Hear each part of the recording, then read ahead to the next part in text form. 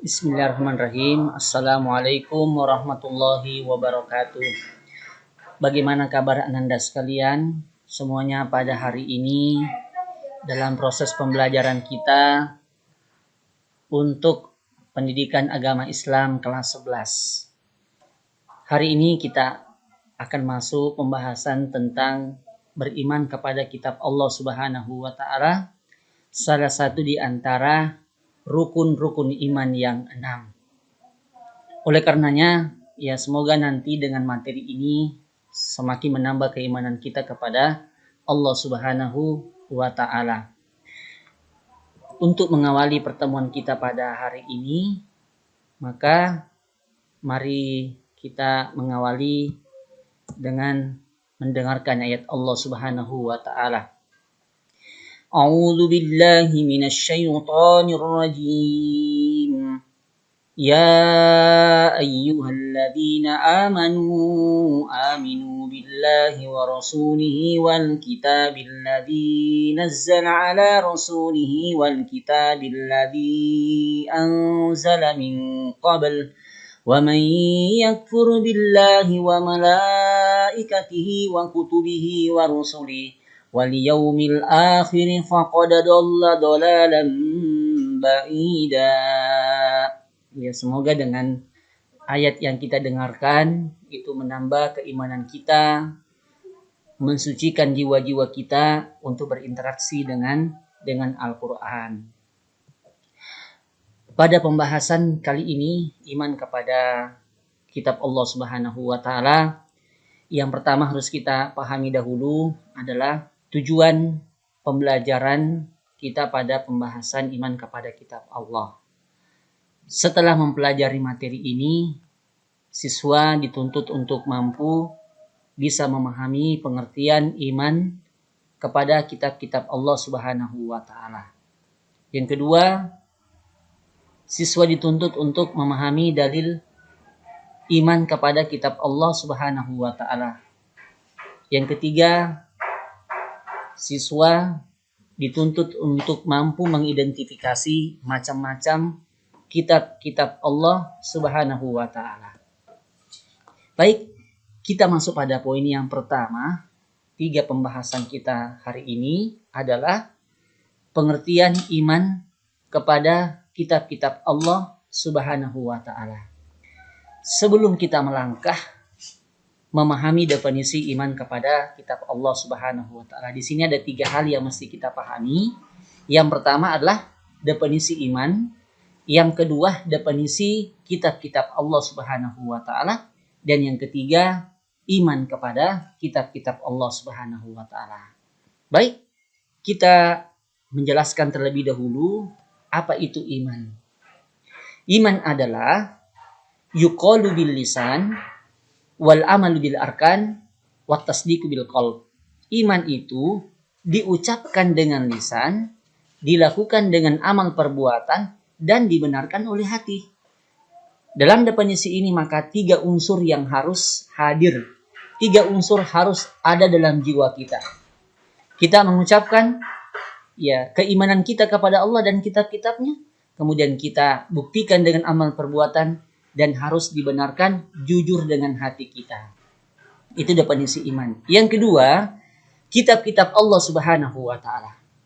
Kitab-kitab Allah adalah wahyu yang diturunkan oleh Allah Subhanahu wa taala kepada nabi-nabinya untuk disampaikan kepada umatnya dan disampaikan kepada umat manusia sebagai petunjuk dan pedoman hidup.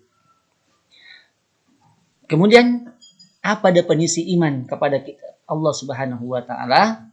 Yaitu mempercayai dan meyakini sepenuh hati bahwa Allah Subhanahu wa taala telah menurunkan kitab-kitabnya kepada para nabi dan rasulnya. Nabi yang dimaksudkan nanti akan kita sebutkan.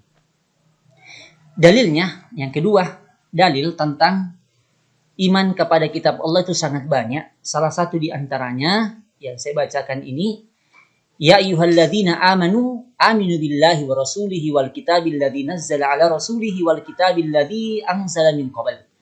Wa may yakfur billahi wa malaikatihi wa kutubihi wa rusulihi wal yaumil akhir faqad dhalla dhalalan ba'ida. Wahai orang-orang yang beriman, tetaplah beriman kepada Allah dan Rasul-Nya, yaitu Muhammad, dan kepada kitab-kitab Allah, yaitu Al-Quran, dan kitab yang diturunkan kepada Rasul-Nya, serta kitab yang diturunkan sebelumnya.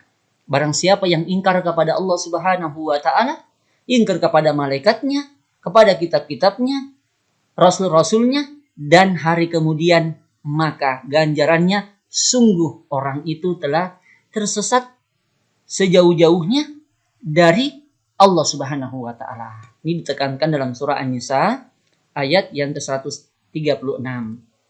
Kemudian ya, dalam Al-Qur'an disebutkan bahwa ada 4 kitab Allah Subhanahu wa Ta'ala yang harus kita ketahui dan kita kenali sebagai bentuk keimanan kepada kitab-kitab Allah Subhanahu wa Ta'ala.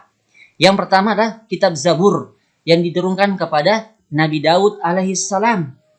Kepada siapa? Kepada kaum Bani Israel. Yang kedua, Taurat diturunkan kepada Nabi Musa alaihissalam untuk kaum Bani Israel. Kemudian Injil diturunkan kepada Nabi yang mulia Nabi Isa alaihissalam. Yang keempat, Al-Quran diturunkan kepada Nabi Muhammad sallallahu alaihi wasallam. Kita sebutkan yang pertama, kitab Taurat, yaitu kitab yang diturunkan kepada Nabi Musa alaihissalam sebagai petunjuk dan pedoman bagi Bani Israel sesuai firman Allah Subhanahu wa Ta'ala.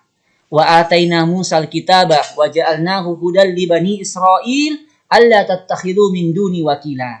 Dan kami berikan kepada Musa kitab Taurat dan kami jadikannya sebagai petunjuk bagi kaum Bani Israel dengan firman-Nya, janganlah kamu mengambil pelindung kepada selain Allah Subhanahu wa Ta'ala. Isi pokok yang terkandung dalam kitab Taurat. Yang pertama, tiada Tuhan selain Allah Subhanahu wa Ta'ala. Yang kedua, jangan menyembah berhala, penyembahan kepada selain Allah. Yang ketiga, jangan mempersekutukan Allah Subhanahu wa Ta'ala. Yang keempat, sucikan hari Sabat atau hari Sabtu sebagaimana umat Islam juga mensucikan hari Jumat. Hormati kedua orang tua. Jangan membunuh. Yang ke-7, jangan berzina. Zina itu hubungan di luar nikah. Jangan mencuri, jangan mengambil haknya orang. Jangan bersumpah palsu. Kemudian yang terakhir, jangan menginginkan milik orang lain yang tidak pantas untuk Anda miliki. Yang kedua, kitab Zabur, yaitu kitab yang diturunkan oleh Allah Subhanahu wa Ta'ala kepada Nabi yang mulia, Nabi Dawud alaihissalam, sebagai pedoman dan petunjuk bagi umatnya. Allah berfirman dalam surah Al-Isra ayat yang ke-55, wa rabbuka a'lamu biman fis samawati wal ard wa laqad faddalna ba'dhan nabiyyina 'ala ba'd wa ataina Dawuda zabura. Dan kami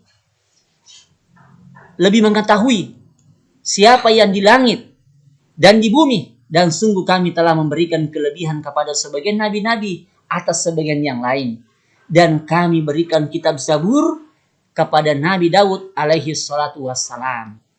Dan inilah yang menjadi sumber rujukan kita. Kemudian macam-macam Zabur, nyanyian untuk memuji Tuhan, ini artinya berbagai pujian terhadap nyanyian-nyanyian tersebut. Yang kedua, nyanyian perorangan sebagai ucapan syukur. Yang ketiga, ratapan-ratapan jamaah, atau keluhan-keluhan, ratapan dan doa individu sebagai bentuk keluh kesah seorang hamba kepada Rabb-nya dengan berdoa dan menyampaikan keluh kesahnya. Yang kelima, nyanyian untuk raja. Karena di zaman dahulu ada nabi sebagai nabi, ada atau manusia sebagai nabi, dia juga sebagai seorang raja. Kemudian yang ketiga, kitab Injil.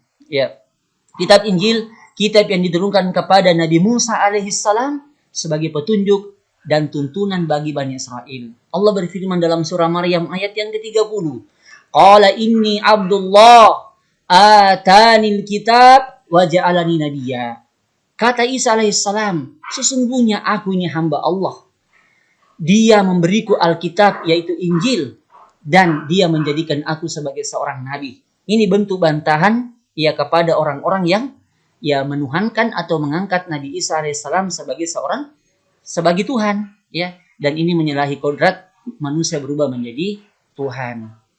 Kemudian yang terakhir yaitu kitab Al-Quran.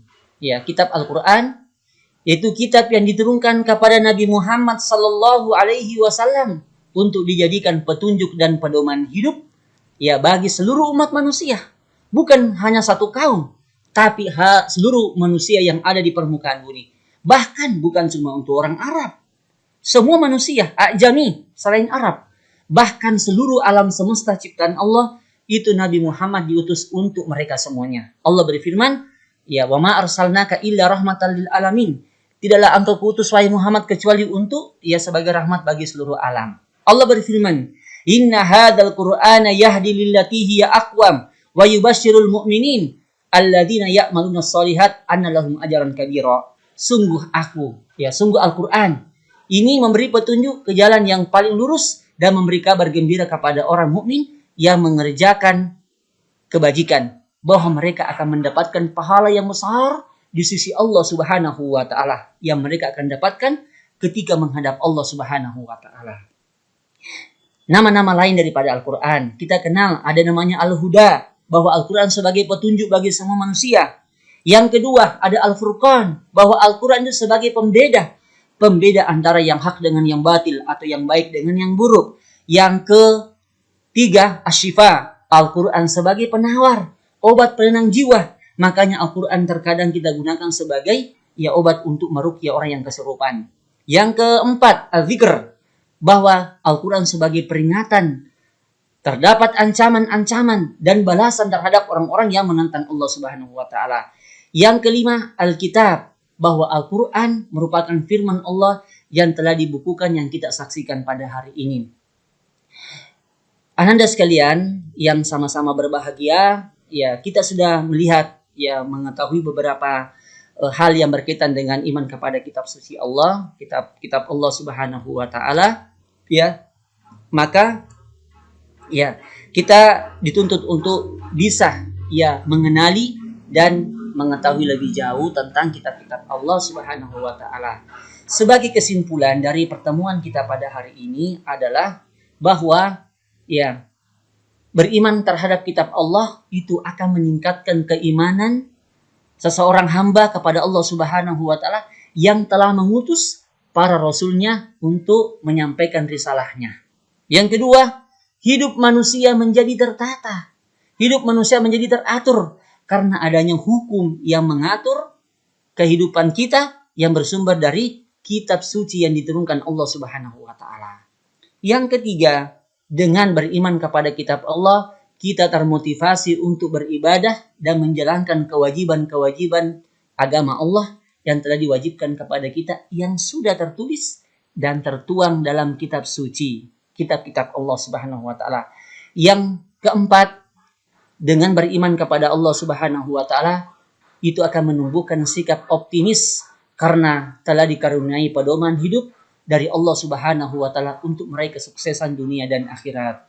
Semoga Allah Subhanahu wa taala menjadikan kita orang-orang yang sukses, orang yang mendapatkan bimbingan dan naungan Allah Subhanahu wa taala di hari kiamat kelak. Selamat dunia dan akhirat karena semuanya kita akan diminta pertanggungjawaban di hadapan Allah Subhanahu wa taala. Demikian materi yang singkat ini Ananda sekalian. Semoga Allah Subhanahu wa taala membimbing kita, semoga kita bisa mendapatkan manfaat. Semoga kita termasuk orang-orang yang beriman kepada Allah Subhanahu wa taala hingga hari kiamat kelak dan kita menjadi seorang muslim yang husnul khatimah.